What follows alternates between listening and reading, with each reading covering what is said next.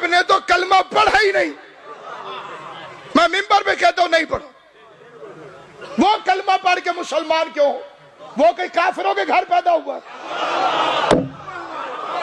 بندے بھول گئے اپنے پیروں پر، کیونکہ وہ بیچارے 40 سال تک کنکر کو شنکر مانتے رہے، جو پتھر کو حی و قیوم سمجھتے رہے. انہیں تو مسلمان ہونے کے لیے کلمہ پڑھنا چاہیے. اس جاہلانہ بحث میں نہ پڑھنا، بلکہ آئیے میں اپنی قوم کے نوجوانوں کو اصلی منصب ابو طالب بتاتا ہوں. سورہ مدثر کی آیت پڑھنے لگا، انما انت منذر ولکل قوم ہاد. ہم نے ہر قوم کے لیے، عارف شاہ جی، ہر قوم کے لیے ایک ہادی مقرر کیا. کوئی بھی زمانہ حجت خدا سے خالی نہیں ہوتا. ابو طالب اپنے زمانے کی حجت خدا کا نام ہے. جعفری صاحب توجہ چاہو، اصغر جی پھر توجہ چاہتا ہوں.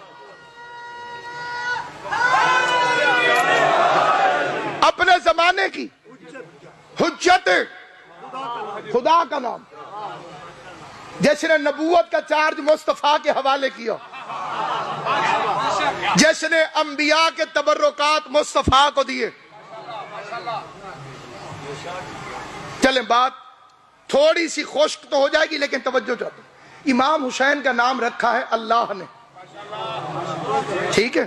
یہ وہ روایت ہے، کیونکہ میرے کثرت سے سنی بھائی تشریف فرما ہے تو میں ان کی خدمت میں وہی روایتیں پیش کروں گا جو ان کے ہاں مسلمات میں سے ہیں. رسول خدا تشریف لائے، انہوں نے پوچھا بی بی فاطمہ سے بچے کا نام کیا رکھا ہے؟ فرمایا میں علی سے پہلے کیسے رکھوں؟ علی نے فرمایا میں آپ سے پہلے کیسے رکھوں؟ حضور نے فرمایا میں اللہ سے پہلے کیسے رکھوں؟ جبرائیل آ گیا، اس نے کہا نام ہے شبیر. کہا یہ تو عبرانی ہے، میری زبان عربی ہے. کہا حسین. پنج تن کے نام رکھے ہیں اللہ نے. حسین کا نام حسین ہے، بتایا کس نے؟ محمد مصطفیٰ نے. رکھا کس نے؟ اللہ نے. اللہ تمہاری زندگی کرے. امام حسن کا نام حسن، رکھا کس نے؟ اللہ نے. بتایا کس نے؟ مصطفیٰ نے. تمہاری زندگی ہو گئی. سیدہ کا نام فاطمہ، رکھا کس نے؟ اللہ نے. بتایا کس نے؟ مصطفیٰ نے. علی کا نام رکھا کس نے؟ اللہ نے. بتایا کس نے؟ محمد کا نام محمد کس نے رکھا؟ اللہ نے. بتایا کس نے؟ عمران نے. اب مولوی خود فیصلہ کر کے بتائے جبرائیل آیا تھا یا خدا نے خود گفتگو کی تھی؟ اللہ جیسے براہ راست گفتگو کرے. اور عہدے کے لیے عصمت ضروری ہے. مذہب شیعہ کا پرنسپل ہے عہدے بغیر عصمت کے نہیں مل سکتا. عہدے دار کا معصوم ہونا ضروری ہے. بی بی مریم پر یہودیوں نے اعتراض کیا، شادی نہیں ہوئی تو بچہ کہاں سے آیا؟ بی بی نے جھولے کی طرف اشارہ کیا. یہودی تھے، بے غیرت نہیں تھے، ورنہ کہہ دیتے ہم ماں کے حق میں بچے کی گواہی قبول نہیں کرتے.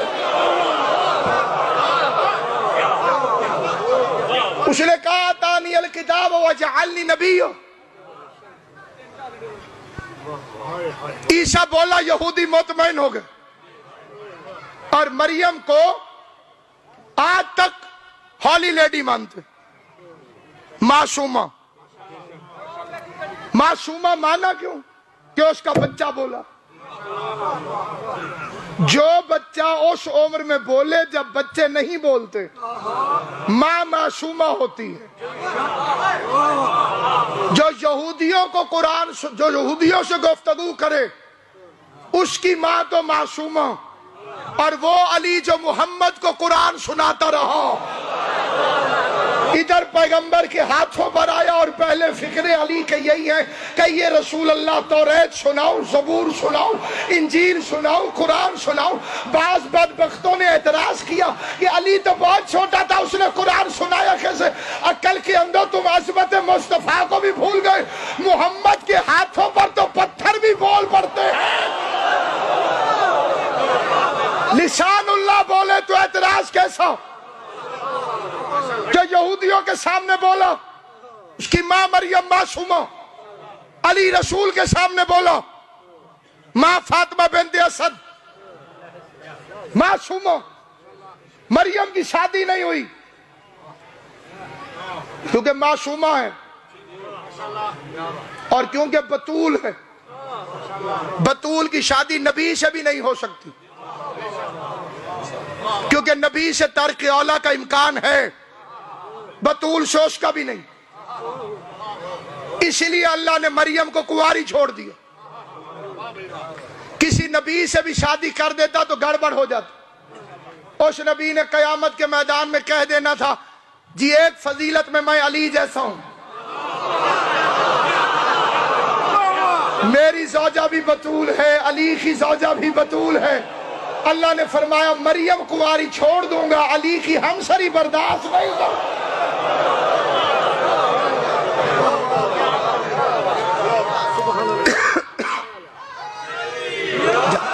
मरियम की शादी इसलिए नहीं हुई कि मासूम कोई नहीं था। फातिमा बिन्त असद मासूमा है, अबू तालिब मासूम न होता तो उससे शादी कैसे होती?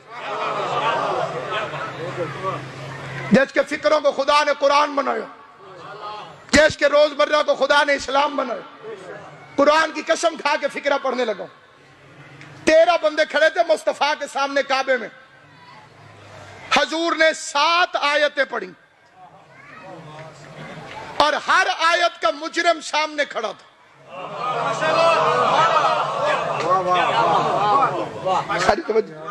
हर आयत का मुजरिम सामने खड़ा था। जो नाप तोल में कमी करे उसकी अतात न करना, वो खड़ा था सामने। चुगलखोर के पीछे न चलना। और कहा हम 13 है, ये अकेला, आओ ऐसे लड़े। 13 बिफरे हुए कुत्ते मुस्तफा से लड़ने के लिए दौड़े डंडे उठाकर। अब रसूल के पास 2 रास्ते, या लड़े या भाग जाएं। 1 इंच भी पीछे हटे तो नबी नहीं। हाथ उठा ले तो कयामत आ जाएगी। कोहे इस्तकामत बन के मुस्तफा खड़ा रहा। बंदे पिलर जितने करीब आए और रुक गए। और मैं बयान नहीं कर सकता कि वो अचानक कैसे रुके। चेहरे के रंग सर्द पड़ गए और उन्होंने जल्दी जल्दी मुंह छुपाने शुरू किए और भागना शुरू कर दिया। तितर बितर हो गए। और मुस्तफा हैरान कि मैंने इन्हें कहा भी कुछ नहीं, आ तो रहे थे मुझे मारने के लिए, ये भागे क्यों, ये डरे क्यों, इन्होंने मुंह छुपाया क्यों? उधर से जबराइल आ गया। बब्बुहा बल्लैल इज़ा सजा मा वद्दा का रब्बो का वमा कला, हमने आपको कभी अकेला नहीं छोड़ा। मोहम्मद ने मुड़ के देखा तो अबू तालिब आ रहे थे।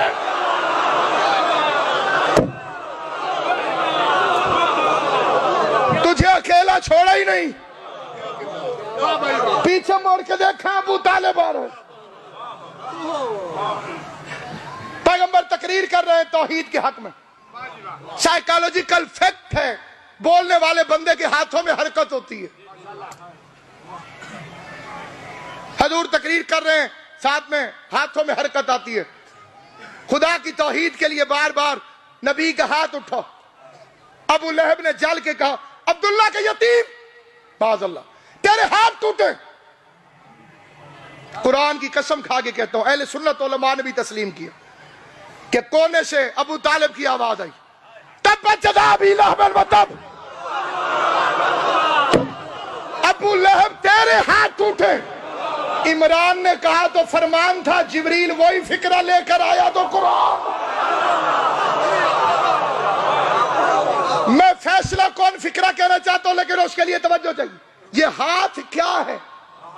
جوز۔ اگر کسی کا ہاتھ نہ ہو اس کی تعلیم کو فرق نہیں پڑتا۔ اگر ڈاکٹر کا ہاتھ نہ ہو آپ دوا لے لیں گے، استاد کا ہاتھ نہ ہو آپ پڑھ لیں گے، لیکن اگر کسی کا دماغ خراب ہو تو اس بندے سے میرا خطاب ہے جسے عادل کرنا آتا ہے۔ ظالم سے میری گفتگو نہیں، جو فیصلے کی قوت رکھتا ہے وہ میرے ساتھ بولے گا۔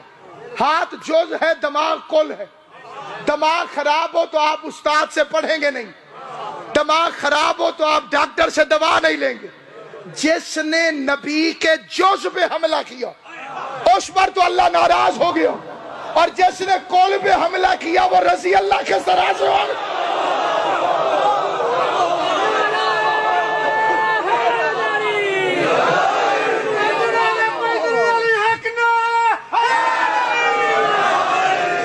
سامعین گرامی، حق کو پوشیدہ کرنا ہر دور میں شیطان کی کوشش ہوتی۔ خوش نصیب ہے وہ بندہ جو گھٹن کے اندر نعرہ حق بلند کرے، جو علی کے دشمنوں میں علی علی کی صدا بلند کرے۔ اور یہ صدائیں صدقہ ہے غریب پہ رونے کا۔ آنسو نہ ہوتے تو ہم فضائل نہ پڑھ سکتے۔ ہمارے چوتھے امام نے رو کر باپ کے قاتلوں کو بے نقاب کر دیا۔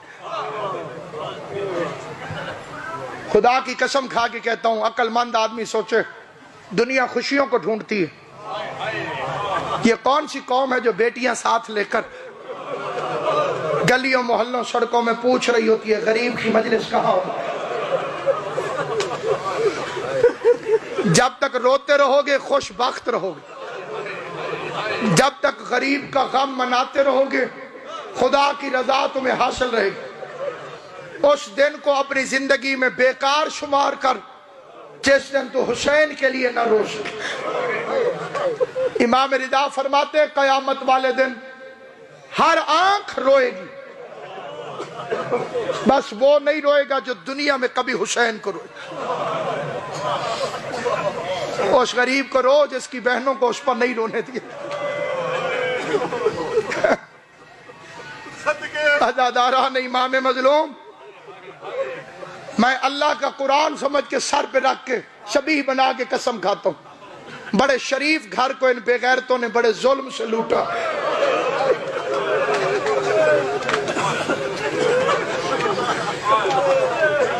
قبلہ کعبہ گوندل صاحب میری تصدیق فرمائیں گے، آپ میں نہایت سمجھدار حضرات تشریف فرمائے۔ پوری دنیا میں ہمدردی کو سب سے چھوٹا فقرہ ہے کیا ہوا۔ آپ جتنا سمجھدار حضرات اس پہ سوچیں گے آپ میری تصدیق کریں گے۔ کسی بھی زبان کے اندر مدد کا نہیں، مدد تو بہت بڑی چیز ہے، ہمدردی اس کا سب سے اصغر چھوٹا فقرہ ہے کیا ہوا۔ اسے اپنی زبان میں ترجمہ کر لیں آپ، کی ہوئے۔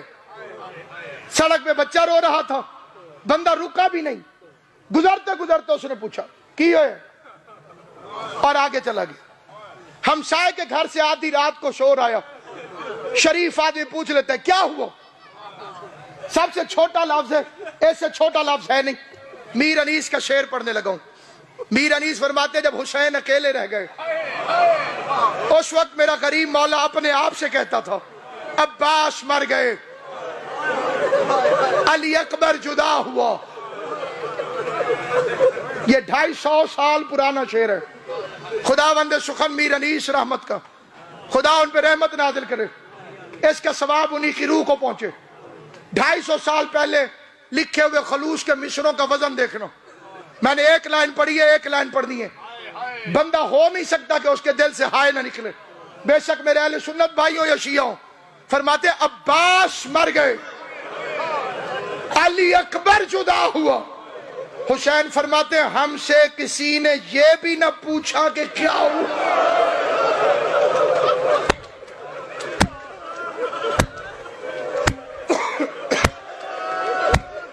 کر کے رو رہے ہو، حسین کی ماں تمہیں اپنے غم میں کبھی ہائے نہ کر۔ عباس مر گئے، اس کا وزن تو تمہیں پتا ہے نا جو شیعہ بیٹھے۔ عباس مر گئے، علی اکبر جدا ہوا۔ ہم سے کسی نے یہ بھی نہ پوچھا کہ کیا اتنے بڑے لشکر نے کٹھے ہو کے تیرے نبی کے بیٹے کو قتل کیا۔ مسلمان کہلوانے والوں سے میرا سوال ہے، تم میں سے کون مسلمان ہے جسے یاد نہیں کہ سجدے کی حالت میں رسول سے پوشت پر آ کر حسین بیٹھا؟ ہے کوئی مسلمان جس نے یہ واقعہ نہ سنو؟ میں آپ سے پوچھتا ہوں، نبی نے سر اٹھایا؟ بولو، نہیں اٹھایا؟ اٹھا لیتے تو کیا ہوتا؟ حسین گر جاتا۔ قبلہ جی اللہ آپ کی زندگی کرے، کہاں گرتا؟ مسجد کی صف پہ۔ شیعہ ہے یا سنی؟ فیصلہ کر۔ جسے مسجد کی صف پہ محمد نہیں گرنے دیتا، جب دوڑتے ہوئے گھوڑے سے کربلا کی تپتی ہوئی ریت پر